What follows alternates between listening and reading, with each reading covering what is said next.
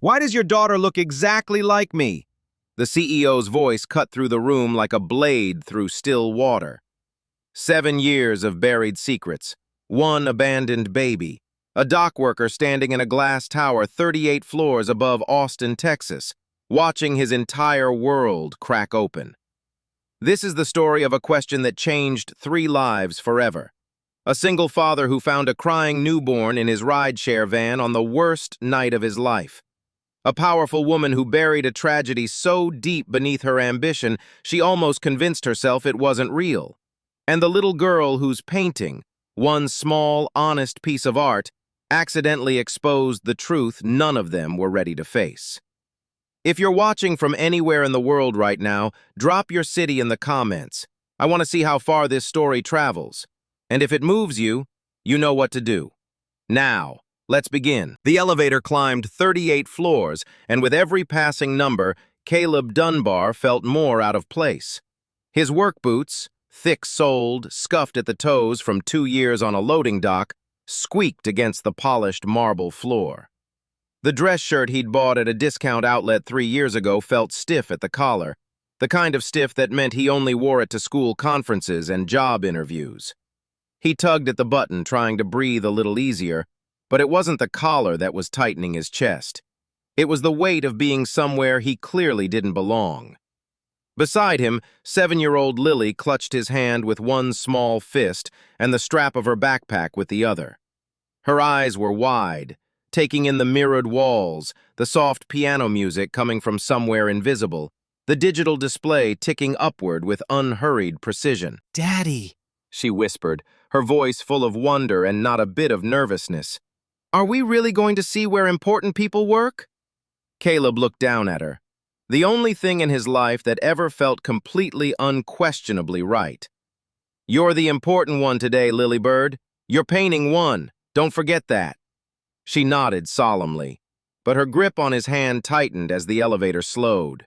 The doors parted with a soft, pressurized hiss, and the 38th floor of Mercer Tower opened in front of them like a world from a different dimension.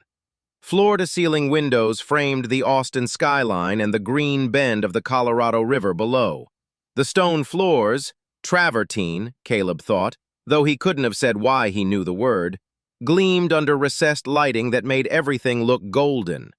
Glass-walled conference rooms lined one side of the space.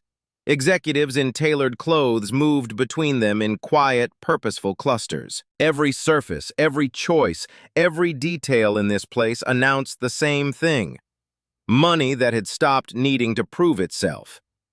A young woman in a slate-blue blazer approached them, her heels clicking in steady rhythm. Her smile was practiced and warm, but her eyes moved quickly over Caleb's discount shirt and Lily's slightly wrinkled dress. Not unkindly, but with the instinctive assessment of someone who cataloged people for a living. "Mr. Dunbar? Lily?" Her voice was pleasant and trained. "Welcome to Mercer Tower. I'm Tara, Ms. Mercer's executive assistant. Congratulations on winning the youth arts competition." "Thank you." Caleb's voice came out rougher than he intended. He cleared his throat. "Lily worked really hard on it." "I painted my family," Lily offered brightly, completely unbothered by the canyon of class difference around her. "It's called The People Who Stay." Tara's professional smile softened, genuinely this time. "It's extraordinary." Ms. Mercer was deeply moved by it. That's why she wanted to meet you both personally before the awards ceremony this afternoon. She gestured for them to follow and led them through the executive suite. Caleb noticed everything. Fresh flowers in low concrete vases, abstract paintings on the walls, originals, not prints. He'd learned to spot the difference driving for years. The quiet murmur of power. He'd driven past this building hundreds of times on his routes. He'd never once imagined stepping inside. They passed a break room that looked nicer than his apartment. Through one glass wall, he saw a meeting in progress. People in expensive clothes gesturing at screens full of graphs. None of them looked up. They were too far above the world where single fathers worked double shifts to afford decent school supplies. Ms. Mercer wanted to personally congratulate all the young winners before the formal ceremony. Tara explained as they walked. She established the foundation for young creatives 2 years ago. It's already provided grants to over 400 children across Central Texas. Caleb nodded, trying to imagine having enough to casually fund 400 futures. He'd been putting away a little each month for 3 years just to afford a laptop for Lily's schoolwork. They turned a corner. The corridor opened into a massive boardroom, the door slightly ajar. Through the gap, Caleb caught his first look at Sloane Mercer. She stood at the far end of the room, silhouetted against floor-to-ceiling windows with Austin spread out like a map behind her. Tall, composed, a charcoal blazer that was clearly made for her specifically. She was reviewing something on a tablet with the focused intensity of someone who never let a second go to waste. Her dark hair was pulled back in a clean architectural style. Everything about her radiated precision, the kind of control that wasn't born from calm, but from years of iron discipline over whatever lay underneath. "Is that her, Daddy?" Lily whispered. "Is that the lady who liked my painting?" "I think so, sweetheart." "She looks like a queen." Caleb was about to answer when Sloane Mercer looked up from her tablet. Tara was speaking, gesturing toward the doorway. Sloane set the tablet down and began walking toward them with the confident stride of someone who owned every room she entered. Caleb straightened his shoulders. He'd faced this before, the moment of being weighed and found wanting by his clothes, his hands, his tax bracket. He'd learned to endure it with quiet dignity. But something strange happened as Sloane Mercer approached. Her stride faltered. Just for a second, so brief Caleb almost decided he'd imagined it. Her expression shifted from professional pleasantness to something else entirely. Confusion, recognition. Her eyes had locked onto Lily, and in that frozen moment, the most powerful woman in the room looked like someone who'd just seen a ghost. Then her composure snapped back into place like a door slamming, and she was moving again, hand extending. "Mr. Dunbar." Her voice was smooth and controlled, but underneath it, something else had crept in. "I'm Sloane Mercer. It's a pleasure." She looked down at Lily, and Caleb saw it again. That fraction of a second where her carefully built expression fractured. Her extended hand, reaching toward Lily, trembled almost imperceptibly. "And this must be Lily." Her voice had changed. The steel was still there, but underneath it, something that sounded almost like fear. "Hi!" Lily took Sloane's hand and shook it with the earnest enthusiasm only a 7-year-old can produce. "I really like your building. It's really tall. My daddy says you help lots of kids." Sloane's eyes were fixed on Lily's face with an intensity that made Caleb's protective instincts flare hot. She seemed to be studying every feature. The shape of Lily's eyes, the curve of her smile, the small mark at the base of Lily's neck just visible above her collar. A birthmark, faint, barely noticeable unless you were already looking for it. Sloane's free hand moved, slowly, unconsciously, to the exact same spot on her own collarbone. The silence stretched too long. Tara shifted uncomfortably. "Ms. Mercer," Tara prompted gently, "would you like me to bring in the other young artists?" Sloane seemed to shake herself from wherever her mind had gone. "No." Her voice was different now, sharper, more urgent. "Actually, Tara, would you mind taking Lily to the trophy gallery? There's a display from previous competition winners she might enjoy. And I think we still have those sparkling juice boxes in the executive kitchen." It was phrased as a suggestion. Caleb knew a command when he heard one. Lily looked up at him. He nodded, despite the alarm bells going off in his chest. "Go ahead, Lily Bird. I'll be right here." "The old trophies are really cool," Tara said warmly, extending her hand. "And the juice is the fancy kind with the paper straws." Lily's eyes went bright. Fancy juice was absolutely a luxury at home. She followed Tara out without a second thought, chattering about her painting as they disappeared down the corridor. The moment she was out of earshot, Sloane Mercer turned to Caleb, and the professional mask was completely gone. What replaced it was raw, barely controlled emotion, and it made Caleb take an involuntary step backward. "I need you to tell me the truth." Her voice was low and stripped of everything except urgency. "Right now. Where did you get that child?" Caleb felt his blood go cold. "Excuse me? Don't play games with me." Her composure was fracturing like ice under weight. "That little girl, Lily. She's not yours. She can't be." "What the hell are you talking about?" Anger flared in his chest, hot, immediate, protective. "She's my daughter." "Is she?" Sloane cut him off. "Biologically? Did you father her?" The words hung in the air like accusations. Caleb's jaw tightened. "That is none of your business." "Please." The desperation beneath the demand was unmistakable. Something in that single word, the way it cracked at its edges, made Caleb pause. This wasn't a CEO interrogating him. This was something else, someone else entirely. "No," he admitted quietly. "I adopted her 7 years ago. She was abandoned." He paused. "She was a newborn." Sloane's knees actually buckled. She caught herself on the edge of the conference table, and Caleb moved instinctively to steady her. She waved him off with a sharp gesture, but her hand was shaking. 7 years, she repeated, and it sounded like she was calculating something terrible. "How old was she when you found her?" "A few hours, maybe less." "Where?" The question came out like a gunshot. She was staring at him now with an intensity that bordered on desperation. Her professional veneer, that immaculate armor, completely gone.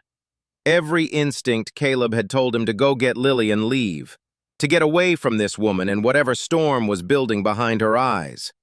But another part of him, the part that had spent 7 years wondering about the mother who'd left his daughter alone in the dark, needed to understand why Sloane Mercer was falling apart. "In my van," he said slowly. "I was driving rideshare back then. Late shift, raining hard. I pulled over to fix my GPS, and I heard crying from the back seat. She was wrapped in a flannel blanket, maybe a few hours old. No note, no ID, just—" He stopped, watching Sloane's face go the color of ash. "Just what?" she whispered. Caleb reached into his front pocket. He always carried it, had for 7 years, though he'd never been completely sure why he couldn't put it down. His fingers closed around the small chain, and he pulled it out. The gold compass pendant caught the light, delicate, clearly expensive, and engraved on the back in careful script, S.M., True North. Sloane made a sound like she'd been punched. "I've kept it all these years," Caleb said quietly, watching her stare at the pendant as if it were a live wire. "The police searched. No one ever came forward. After 7 months in foster care, I petitioned to adopt her. I'd already—" He stopped. His voice caught. "She was worth everything I've given up." Sloane reached out with a trembling hand, and Caleb, not fully understanding why, placed the pendant in her palm. Her fingers closed around it like she was afraid it would dissolve. "This was my mother's," she said. The words sounded like they'd been torn from somewhere buried deep. "She gave it to me when I turned 17. I wore it every single day until—" Her face contorted with an emotion Caleb couldn't name. "Until what?" he asked, though part of him already didn't want to know. Sloane looked up at him. Her eyes were full of tears that hadn't fallen yet. Years of control, of walls built one brick at a time, crumbling in real time right in front of him. "Until I gave it to my daughter," she said. Her voice broke on the last word. "The night she was born, the night she was taken from me." The boardroom seemed to tilt. Caleb heard his own heartbeat in his ears. "What are you saying?" Sloane straightened slowly, pressing the back of her hand to her eyes in a gesture that seemed almost childlike despite the tailored blazer. When she spoke again, her voice was steadier, but underneath it was an ocean of barely contained grief. 7 years ago, I was pregnant." She walked to the windows, her back to him. "I was young enough to be terrified. I was in the middle of building this company.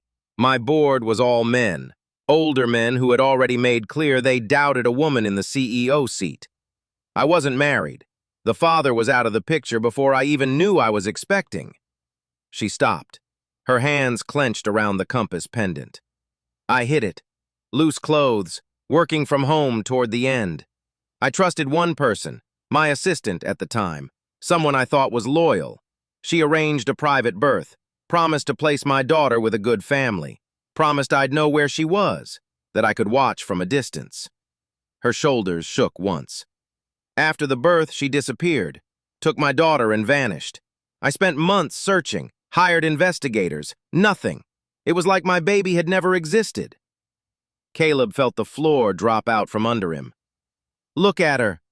Sloane turned back, tears streaming freely now, the most powerful woman in Austin utterly undone.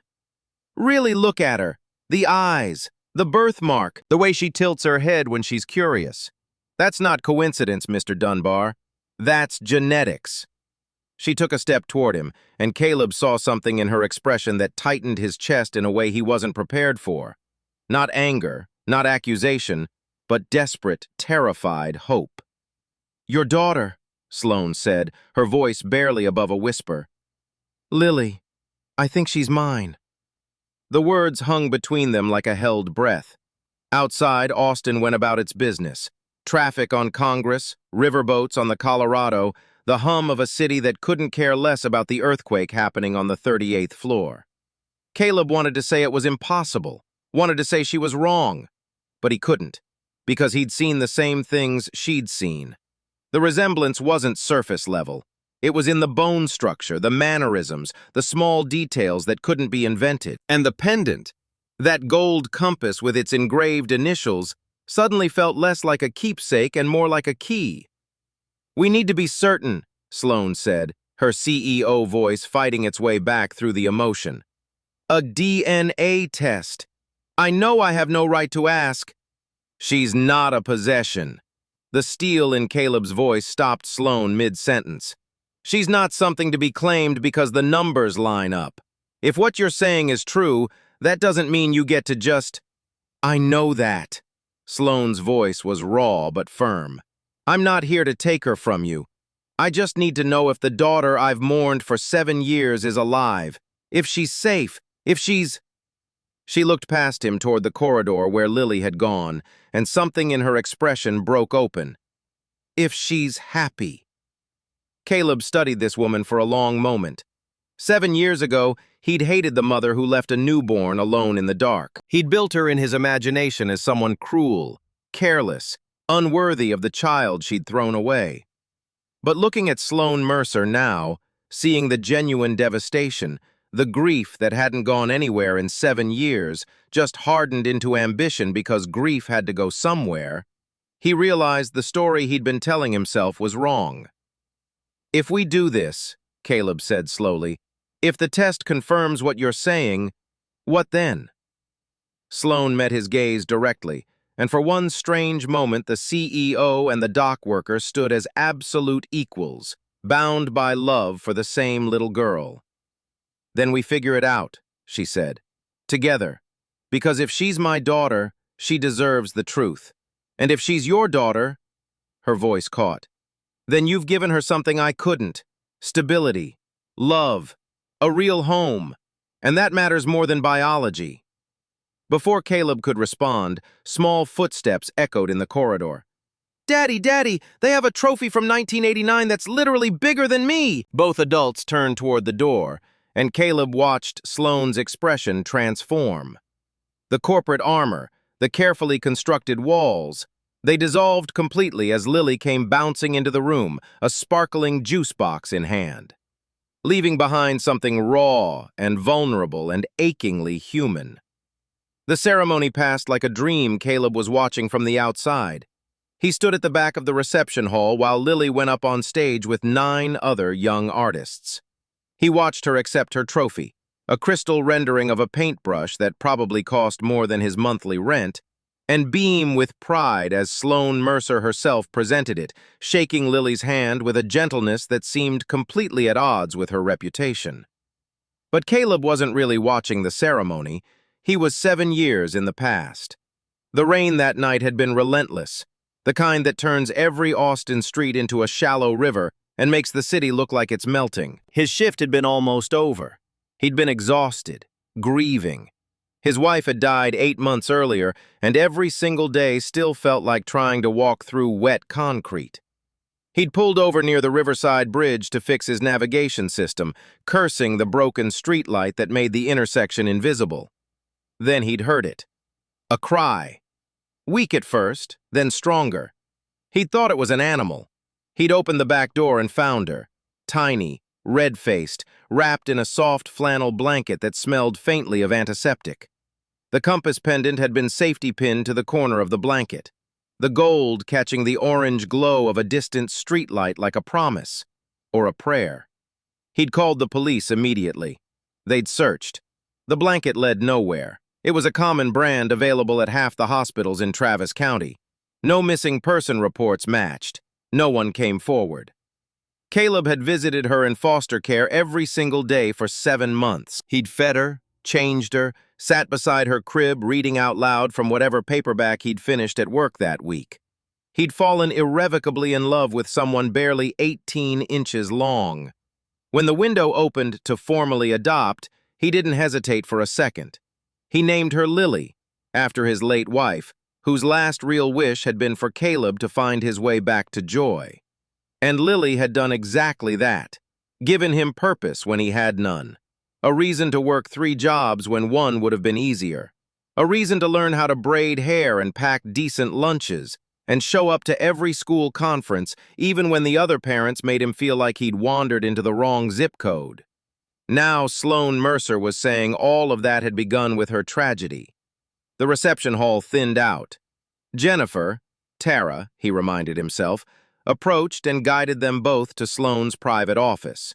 It was different from the boardroom, more personal. Books, actual worn paperbacks alongside business volumes, a small succulent on the window ledge, carefully tended.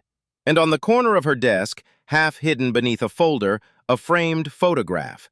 A younger Sloane with an older woman who shared her features and her particular kind of stillness. Sloane was already there, waiting. She'd taken off her blazer. That small gesture made her seem like a different person, younger, more reachable. "Lily," Sloane said, her voice light and careful, "I have something for you in the sitting area. A professional sketchbook, the kind working artists actually use. Would you like to try it while your dad and I talk about some grown-up things?" Lily's eyes went wide. "A real one?" "And graphite pencils, the good set." Lily looked at Caleb. He nodded. She scampered off to the leather corner sofa, immediately absorbed in the luxury of blank, heavy-grain pages. Sloane waited until Lily was settled, then turned to Caleb. The vulnerability from before was still there, but paired now with something else. Determination. "I've arranged for a DNA test," she said quietly. "Completely confidential. A medical professional can be here within the hour if you consent. Results in 36 hours. And if the results confirm what you believe?" Sloane sat down. For a moment she just looked exhausted, the way people look when they've been running from something for so long that stopping hurts more than moving.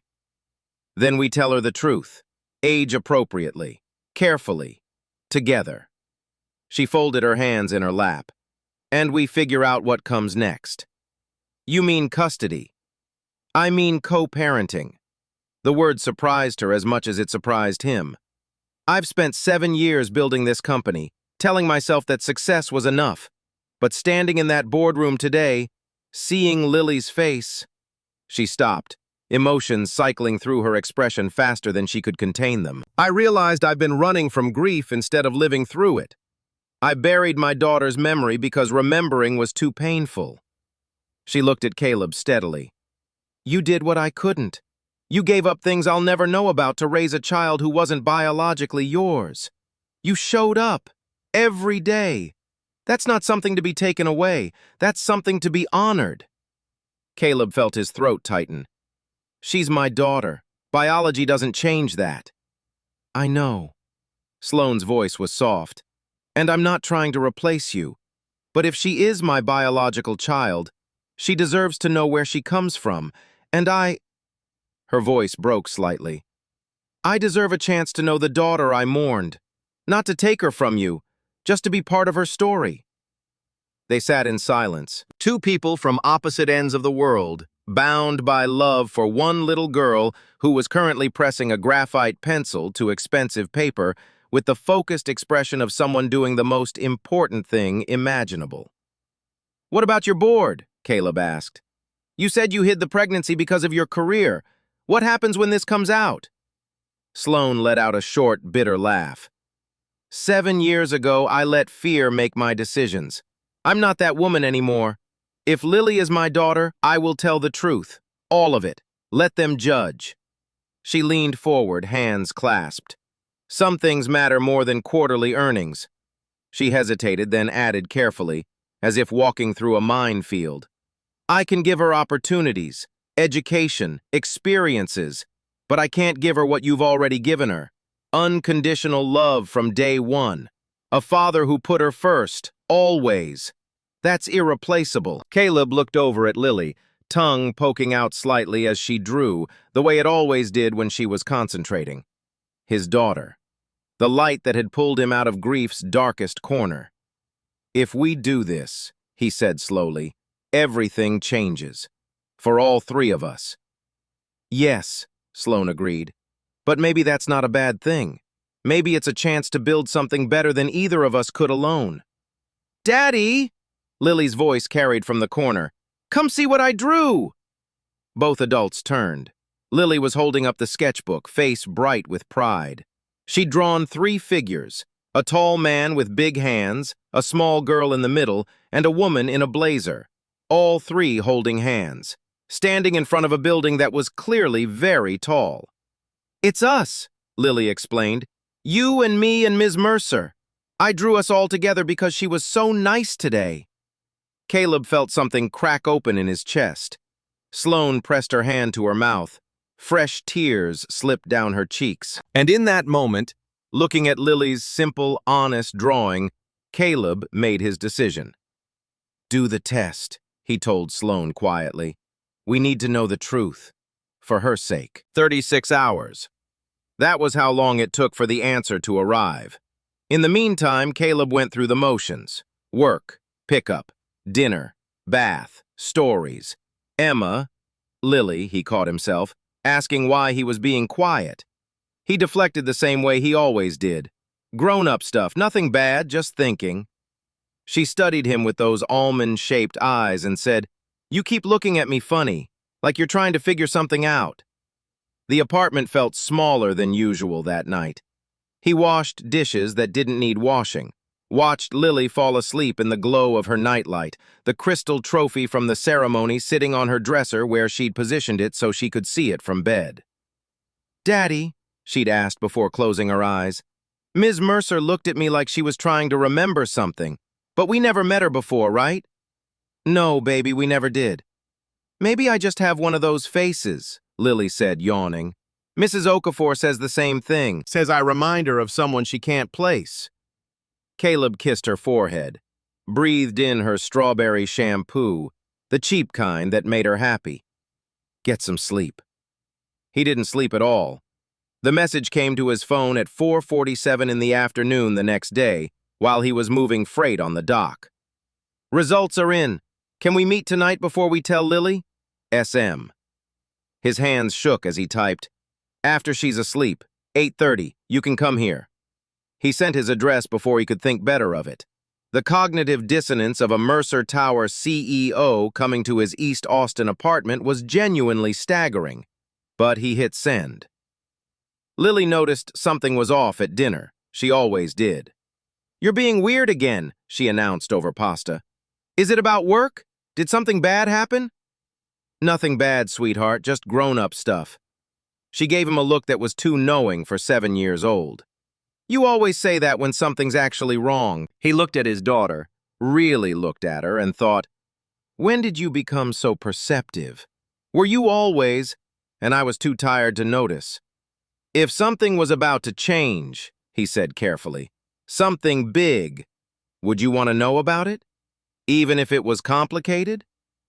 Lily considered this with genuine seriousness, fork suspended in midair. "Is it about Ms. Mercer?" The question hit him like a physical thing. "What makes you ask that?"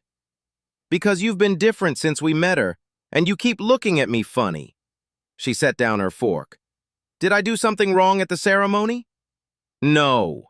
Caleb reached across the table and took her hand.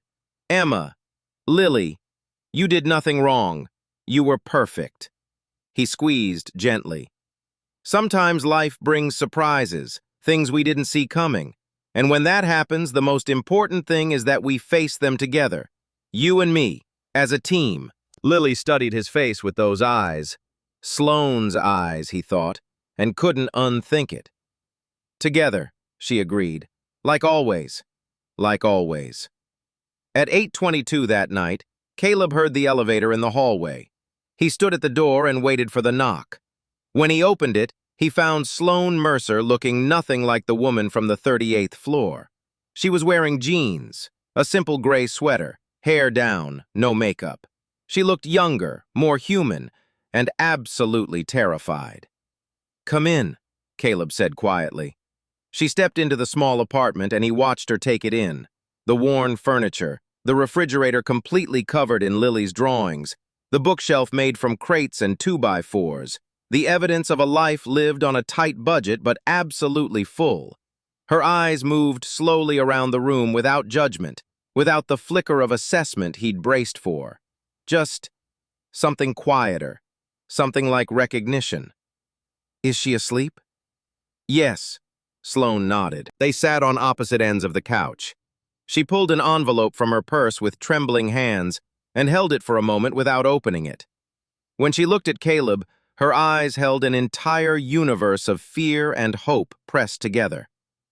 "Before I open this, I want you to know, whatever this says, I meant every word I said yesterday. I'm not here to take her from you. I'm not here to blow up her life. I just need to know the truth." Caleb nodded. Sloane opened the envelope. Her eyes moved over the page, once, twice, 3 times. Then she closed them, and tears slipped silently down her face. 99.96% probability of biological parentage. She read it aloud, her voice barely holding together. "Lily is my daughter." The words settled over the room like snowfall. Caleb had known. Deep down, from the moment Sloane's stride faltered in that boardroom, he had known. But knowing and confirming were 2 very different weights. "Marcus," she stopped herself. "Caleb, are you okay?" The question was so unexpected that he almost laughed out loud. Here was a woman who had just had her worst fear and her greatest hope confirmed in the same sentence, and she was asking if he was okay. "I don't know," he admitted. "Are you?" "I don't know either." She pressed the back of her hand to her eyes. 7 years. I spent 7 years not knowing if she was alive, if she was safe, and she's been here, 3 miles from my office, being raised by a man who gave her everything I couldn't. Her voice shattered. Everything I was too afraid to give. And then she was crying in earnest. Not controlled, composed CEO tears, deep, wrenching sobs that sounded like something finally being released after years under pressure. Caleb didn't plan it. He just moved, crossed the space between them and pulled her into an awkward hug. She stiffened for 1 second, then collapsed against his shoulder and cried like she hadn't in years. "I'm sorry," she gasped between sobs. "I'm so sorry. I tried to keep her safe. I trusted the wrong person and they stole her, and I've blamed myself every single day." "It's not your fault." Caleb heard himself say the words and was surprised to find he meant them completely. "Whoever took her, whoever left her in my van that night, that's on them, not you." They stayed like that for several minutes, 2 strangers connected by love for the same child, finding unlikely comfort in shared grief. When Sloane finally pulled back, her face was blotchy and her eyes were red. She looked nothing like a CEO and everything like a mother who'd found her lost child and didn't yet know what to do with her own hands. "What do we do now?" she asked, her voice small. Caleb stood and walked to the refrigerator. He pulled down a drawing Lily had made a month ago. 2 figures holding hands, a tall man and a small girl. In Lily's world, that was family. Complete, sufficient. "Now," he said, turning back to Sloane, We figure out how to expand her definition of family without breaking what's already there. They made a plan before Sloane left that night. Saturday morning, Caleb's apartment, familiar surroundings. The three of them, breakfast first, and then the truth. "What should I bring?" Sloane asked at the door, and the way she asked it, nervous, earnest, completely stripped of the executive armor, made Caleb almost smile despite everything. "Just yourself, and maybe waffles. She loves waffles." Sloane pulled out her phone, actually made a note. "What kind?" "Blueberry, always blueberry." After she left, Caleb stood in the hallway for a long moment. Then he walked to Lily's room, cracked the door, and watched her breathe in the soft light from her nightlight. "I'm sorry, sweetheart," he whispered into the dark. "I'm sorry this is complicated, but I promise you will still be loved. Maybe even more than before." Lily stirred, murmured something he couldn't hear, and settled back into dreams where nothing was complicated and love was simple. Saturday morning arrived with that particular Austin light. Gold and warm and a little heavy, the way spring mornings feel before the heat really sets in. Caleb had been awake since 5. He'd rearranged furniture twice, made coffee he didn't drink. At 7:58, his phone buzzed. "I'm downstairs. Is it too early?" "S. Come up." He heard the elevator. Her knock was careful. When he opened the door, she was holding a bag from a bakery and looked like she hadn't slept either. "I brought waffles," she said, almost apologetically. "The bakery was out of blueberries, so I bought them separately. I wasn't sure how many to get, so I got extra." She was babbling. This woman who negotiated $100 million deals, reduced to nervous rambling by the prospect of breakfast with a 7-year-old. "It's perfect," Caleb told her. "Come in." They set the table together in awkward silence, both of them hyper-aware of the conversation gathering on the horizon like a storm front. Caleb made coffee. Sloane arranged the waffles on plates like she was preparing a presentation. Two people about to change a child's understanding of her own life, and neither of them confident they were doing it right. Then they heard it. The soft pad of small feet on carpet. The creak of Lily's bedroom door. Lily appeared in the hallway, still in her pajamas, rubbing her eyes. She stopped short when she saw Sloane. "Ms. Mercer?" Her voice was confused, but not upset. "What are you doing here?" Sloane and Caleb exchanged a glance. This was it. "Hey, Lily Bird." Caleb crouched to her level. "Ms. Mercer and I need to talk to you about something important. About your family, okay?"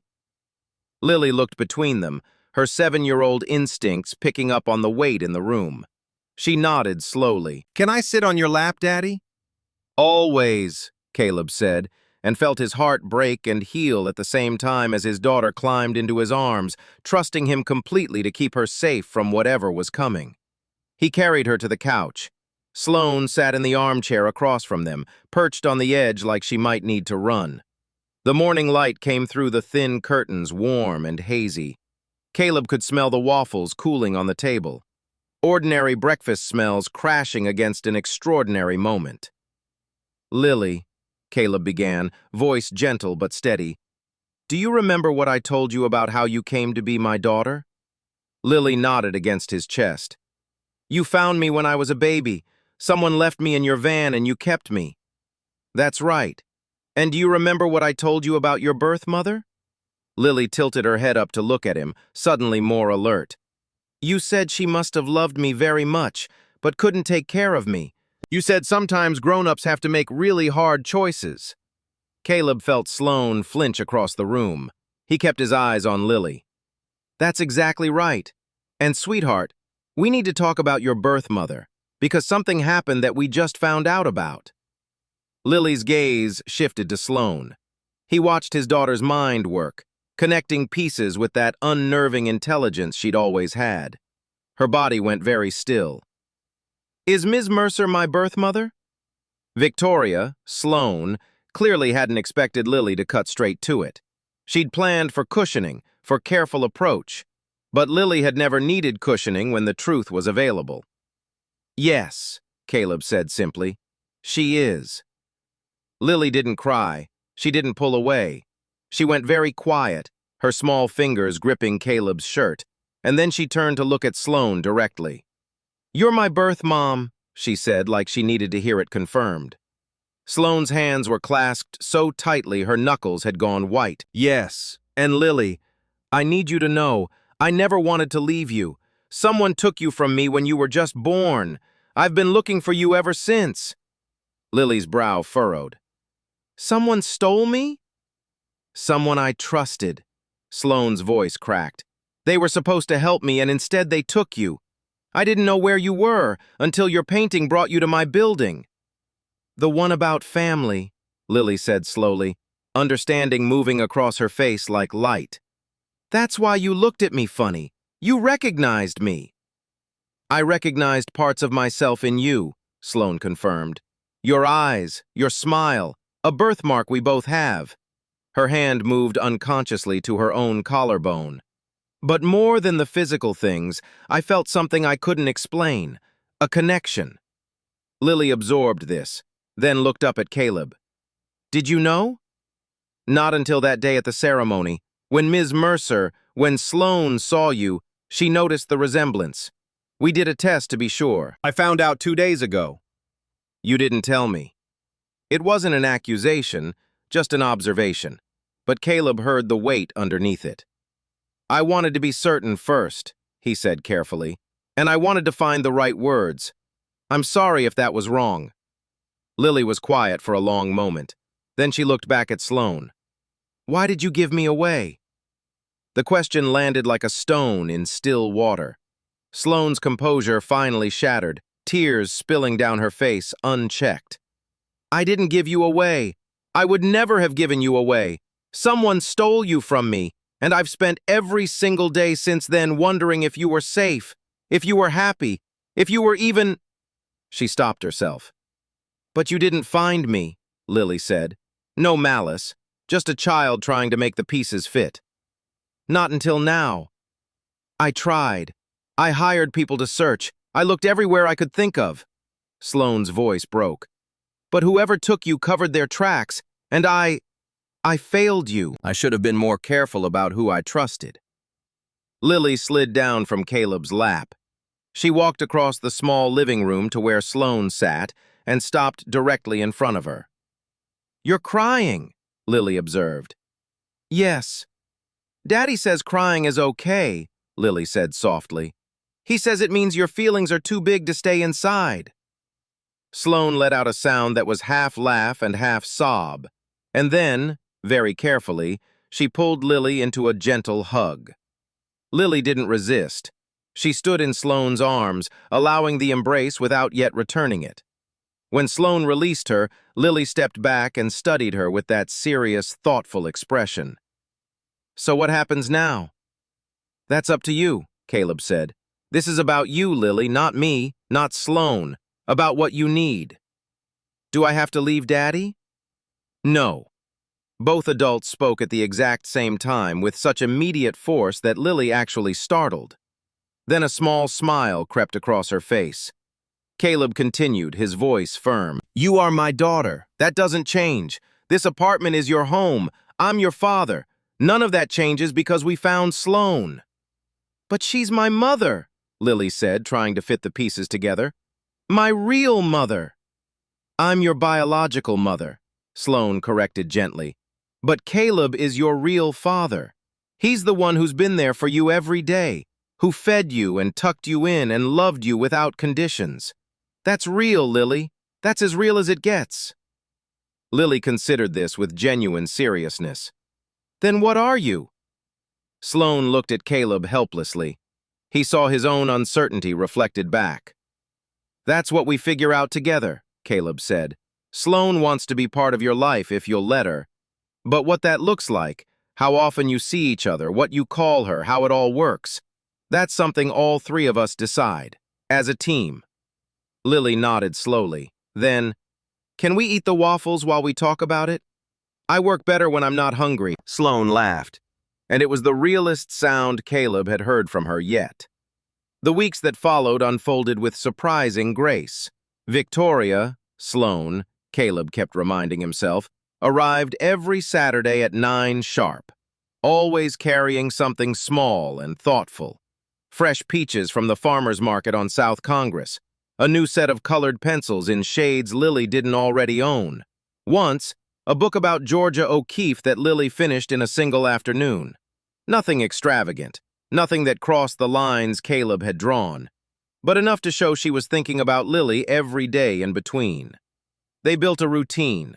Waffles first, made together in Caleb's cramped kitchen, with Lily directing operations like a tiny executive chef. Sloane was, it turned out, genuinely terrible at cooking. She measured ingredients with the precision of a woman more comfortable with spreadsheets than measuring spoons. And her first 3 batches of waffles came out either underdone or slightly carbonized. But she kept trying. That effort mattered more than the results. After breakfast, they'd spend the morning together.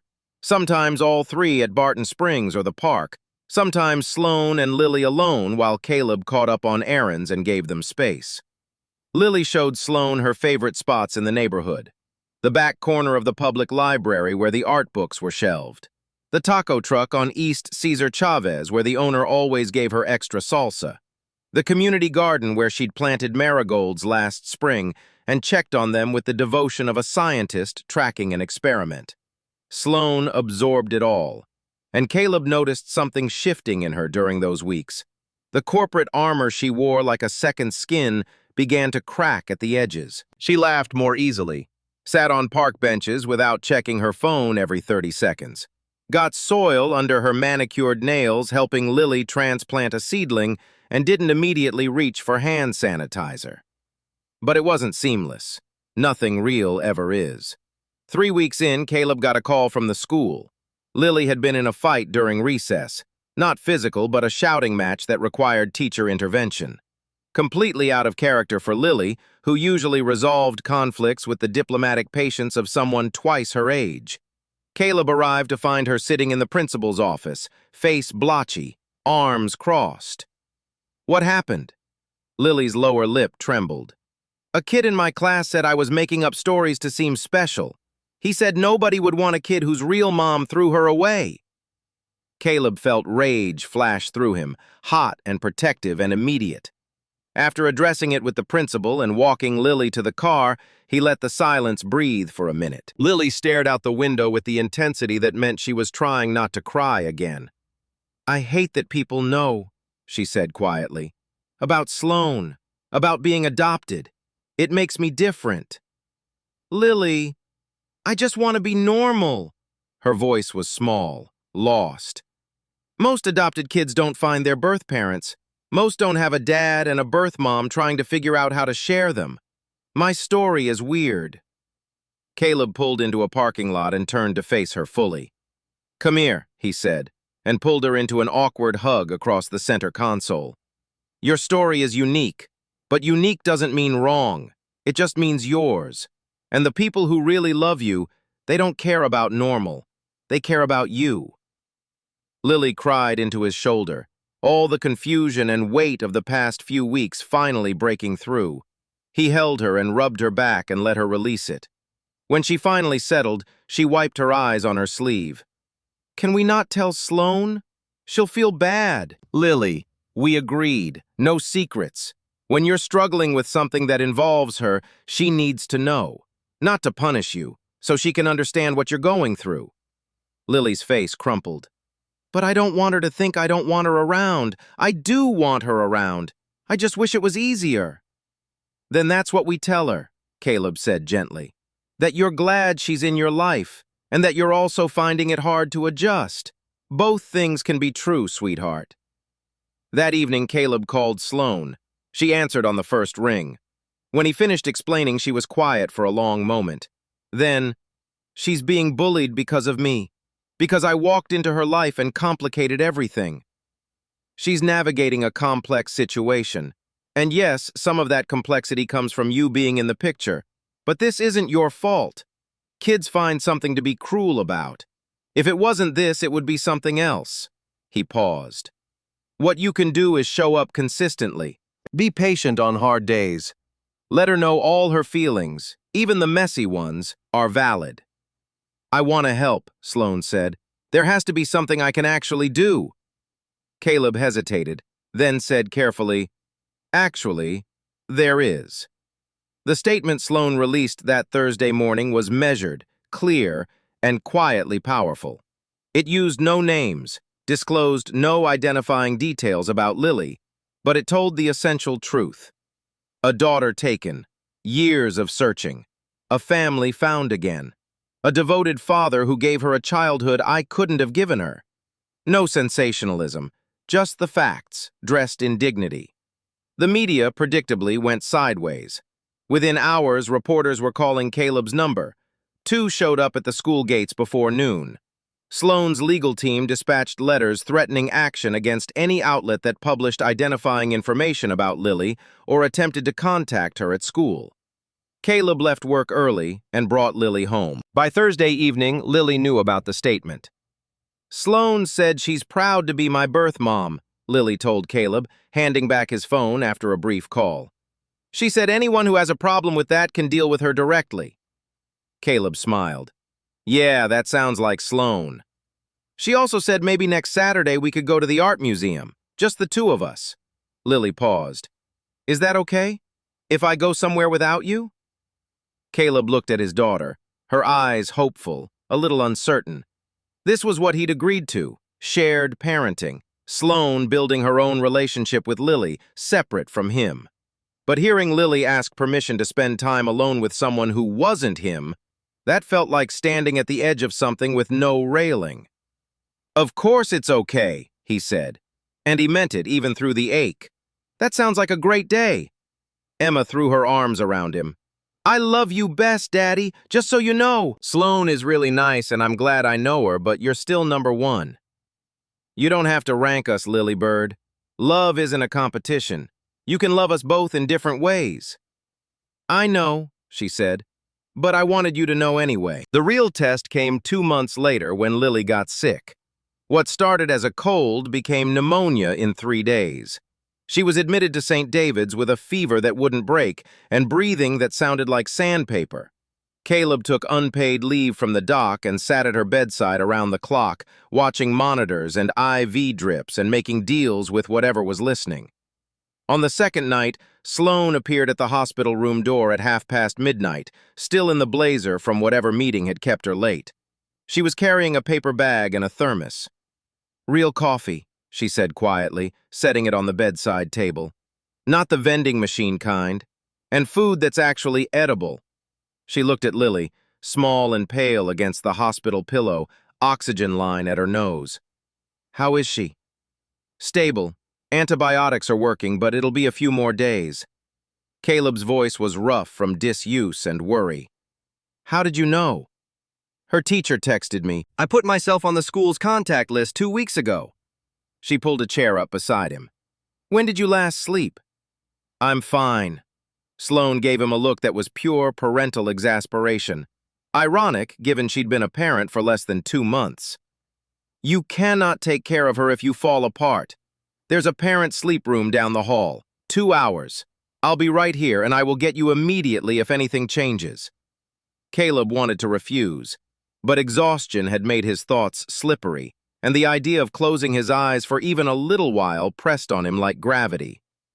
2 hours, he said. If anything, immediately, I promise. He slept for 3 hours. The nurses told him later that Sloane had asked them not to wake him unless it was absolutely necessary. He came back to find her sitting in his chair, holding Lily's small hand, reading aloud from a collection of folk tales in a quiet, careful voice. Lily was awake, listening with drowsy attention. When she spotted Caleb in the doorway, she smiled weakly. Daddy, Sloane's been telling me stories. Her voice is almost as good as yours. Caleb crossed to the bed and pressed his lips to Lily's warm forehead. Then he looked across at Sloane, hair falling loose from its style, suit wrinkled, eyes fixed on Lily with the fierce, particular focus he recognized because he felt it himself every minute of every day. The look of a parent who is terrified and grateful and in love all at once. Thank you, he said quietly, for being here, for letting me sleep. She's my daughter too, Sloane said simply. This is where I'm supposed to be. And in that moment, in the sterile, beeping hospital room with its antiseptic smell and its humming machines, Caleb finally fully accepted what he'd been holding at arm's length. Sloane wasn't an interloper. She wasn't a threat. She was Lily's mother. Different from him in every way, bringing different gifts, different strengths, but equally committed to Lily's life. They were co-parents, partners, a team. It had taken a hospital room to make it real. The seasons changed. 6 months after the first Saturday breakfast, Victoria's, Sloane's, presence in their lives had shifted from novelty to something that simply was. She had her own key to the apartment by October, a gesture Caleb had offered after the third time she'd waited in the hallway during a rainstorm because Lily was at a friend's house and he was running late from work. Lily's 8th birthday arrived in April, their first major milestone as a co-parenting unit and their first real test. "I want both of you there," Lily announced at dinner one evening, with the directness of someone who had decided to cut through the awkwardness and make it simple. "Together, like a real family." They planned it together, divided responsibilities without it becoming a competition. Caleb organized the games and activities at Barton Springs. Sloane handled the venue rental and the cake. Lily requested the darkest purple decorations available and a cake shaped like an artist's palette. Sloane delivered on both. At one point during the party, while Caleb managed a relay race and Sloane supervised the craft table, getting nearly as much glue on herself as the 6-year-olds, he caught her eye across the crowd of children and she looked more genuinely happy than he'd ever seen her in a boardroom. After the party, after the cleanup and the goodbyes and getting Lily bathed and into bed, Sloane lingered. "I need to tell you something," she said, once Lily's light was off and the apartment was quiet. "And I need you to be honest with me." Caleb settled onto the couch with the exhausted relief of a man who just managed 28 children for 4 hours. "Okay?" Sloane's hands twisted in her lap, uncharacteristically nervous. "I've been offered the chance to lead Mercer's Western expansion, based in Denver. It would mean running an entirely separate division, significant in every way." Caleb felt the bottom drop out. "When?" "I haven't accepted. I can't make this decision without considering what it means for Lily. What it means for—" She stopped, looked at him directly. "I need to know what you think, honestly." Caleb stood, walked to the window, the city lights below. 6 months ago, this would have been simple. Sloane leaving would have simplified everything, returned his life to the uncomplicated rhythm he'd known for 7 years. But now, "What do you want?" he asked. "I want to know my daughter," Sloane said, her voice cracking slightly. "I want to be at her birthday parties and school plays and ordinary Saturdays.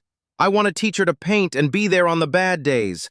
I've had 6 months, Caleb. 6 months to build a relationship I should have had 7 years for. It's not enough. It's nowhere close to enough." "Then don't go." "It's not—" "Yes, it is," Caleb said, turning to face her. "You're making it complicated because you're scared. But you already know the answer. You've known it since you said the words out loud." Sloane was quiet for a long time. Then she pulled out her phone, typed something, and hit send before she could stop herself. "What did you do?" "Declined." Her hands were shaking. "Told them my commitments here are non-negotiable." She looked up at him. "I just turned down the opportunity of a lifetime." "No," Caleb said quietly. "You chose the opportunity of a lifetime. She's asleep in the next room." Sloane laughed, a sound caught between relief and terror. A few minutes later, Lily appeared in the hallway, rubbing her eyes. "Why are you guys still talking? It's late." "Grown-up stuff," Caleb said. "Are you okay? You both look like something happened." "Something good happened," Sloane said, her voice steadier now. "Something really good." Lily considered this, then produced a birthday card from behind her back with a purple marker. "I want you both to sign it. At the bottom. There's still room." They signed side by side. Caleb's rough scrawl next to Sloane's elegant script, looking somehow exactly right together. Lily studied the card, then looked up at both of them. You know what's weird? When you first told me about Sloane being my birth mom, I was scared everything would change. But it changed in good ways. I have more people who love me. She tilted her head. That's not scary. That's lucky. Sloane made a sound that was definitely a suppressed sob. Caleb felt his own throat close. Out of the mouths of babes. 3 months after Lily's birthday, Sloane made an announcement at Saturday breakfast. I've started a foundation, she said, setting down her coffee mug. The Dunbar Mercer Foundation for Single-Parent Support. Grants, child care assistance, and educational resources for single parents raising kids on their own. Caleb looked up sharply. You used my name. Our names, Sloane corrected. Because this was your idea, Caleb. Everything you've done for Lily, the sacrifices you made, the way you parented against all odds, that deserves to be honored. And there are thousands of other single parents in this city doing exactly what you did. I want to help them. Lily was watching the exchange closely. Does that mean other kids will get help? Like how Daddy found me and gave me a home? Something like that, Caleb agreed, his voice rough. Then you should definitely do it, Lily said, and returned to her waffles like the matter was settled. Time does what time does. It moves and changes things without asking. Emma's 9th birthday, then her 10th. The wooden easel Caleb and Sloane had given her for her 8th became the centerpiece of her room, always holding a work in progress. Her art evolved from crayon figures to complex mixed media pieces that genuinely surprised her teachers. Advanced weekend classes at the Austin Center for Visual Arts. Sloane researched the programs. Caleb approved them. They split the cost 50-50, as agreed. Equal partners. Always. Sloane became a fixture in the neighborhood, familiar to the taco truck guy, recognized by the school librarian and the other parents at pickup. No longer the CEO from Mercer Tower, just Lily's other parent, in whatever unconventional form that took. She showed up for the unglamorous parts, stomach bugs, bad report cards. The week Lily had a falling out with her 2 best friends and cried every night for 6 days. Sloane sat through all of it with the same commitment she brought to board meetings, and slowly, genuinely, became someone Caleb trusted. That surprised him most. Not the softening of Sloane, though that was real, but his own. The way he'd stopped bracing for the moment she'd disappoint Lily. The way he'd started looking forward to Saturday mornings, not just because they were good for Lily, but because they'd become something he actually wanted. He and Sloane developed their own friendship, independent of Lily. Random texts, coffee to coordinate schedules, the occasional venting session about difficult days at work. They were, against all reasonable expectation, genuine friends. 2 people from different ends of the world who had been thrown together by an impossible situation and had decided deliberately to make it work. The foundation grew. Their first grant recipient was a woman working 2 jobs to support 3 kids, stretched past her limit on childcare and school supplies. When they presented her with the check, she cried. You have no idea what this means, she said. I do, Caleb said quietly. I've been exactly where you are. It gets better. You've got this. On the drive home after that first presentation, Sloane was quiet for a long time, looking out the window of Caleb's dented Honda, her Mercer Tower parking spot left behind for the afternoon. I'm thinking about paths, she said finally. How 7 years ago someone stole my daughter and I thought my whole world had ended. How I turned myself into this engine of ambition because I didn't know what else to do with the grief. She paused. And now I'm here, using what I built to help people, building something that actually matters, with my daughter in my life and a real partner in parenting. She looked over at him. It's not the path I expected, but it's on Lily's 12th birthday they gathered in the apartment. The 3 of them, plus a handful of Lily's closest friends. The party was smaller than her 8th, more mature, reflecting a girl who was becoming something new. After her friends left, Lily settled between both of them on the couch, the position she'd occupied countless times over the past 4 years, easy and familiar. I have something I want to say, she told them. Her voice was serious. Caleb and Sloane exchanged a concerned glance. "What is it, sweetheart?" "I've been thinking about my story," Lily said. "About how I was found and adopted, and then Sloane came back into my life. And I realized something." She looked between them. "Most people would say my story is sad. Abandoned baby, missing mother, complicated family situation." She paused. "But it's not sad. It's actually kind of beautiful." "How so?" Sloane asked softly. "Because I got two parents who love me completely. I got Daddy, who chose me when he didn't have to, who worked so hard to give me a good life. And I got you, Sloane, who never stopped looking for me, who came back when you could have stayed away." She looked between them, her expression completely calm. "Not every kid gets that. Most kids just get one set of parents. I got extras." She smiled. "So I wanted to say thank you for figuring out how to work together, for not making me choose, for showing me that family can look completely different and still be real." Tears were running freely down Caleb's face. He didn't try to stop them. Across Lily, Sloane was crying too, and not bothering to hide it. "We're the ones who should thank you," Caleb managed, "for being patient while we figured it out, for loving both of us, for being exactly who you are." Lily hugged them both, pulling them toward her, and they let her, the three of them sitting like that for a long, suspended moment. Three people bound by circumstance, by choice, by love that had learned to grow in unexpected directions. Later, after Lily was in bed, Caleb walked Sloane to the elevator. "She's right, you know," Sloane said, "about it being beautiful instead of tragic. 4 years ago, I thought my life was defined by what I'd lost. But finding Lily, getting to know her, building this with you—" She shook her head, smiling. "It's been the greatest gift I've ever been given." "Same," Caleb said. "I was terrified when you showed up, terrified of losing Lily, of not being enough. But you didn't take her away. You just made our family bigger." "Equal partners," Sloane said. "Always." The elevator doors opened. She stepped in, turned back. "Good night, Caleb." "Night, Sloane." He stood there until the doors closed, then returned to the apartment, where the only sounds were the hum of the refrigerator, the distant traffic, and Lily's soft breathing from down the hall. He checked on her one last time. She was asleep, sketchbook on the nightstand beside her. The drawing on the open page, more sophisticated than her childhood stick figures, but unmistakably the same image she'd been drawing for years. 3 people, holding hands. Home.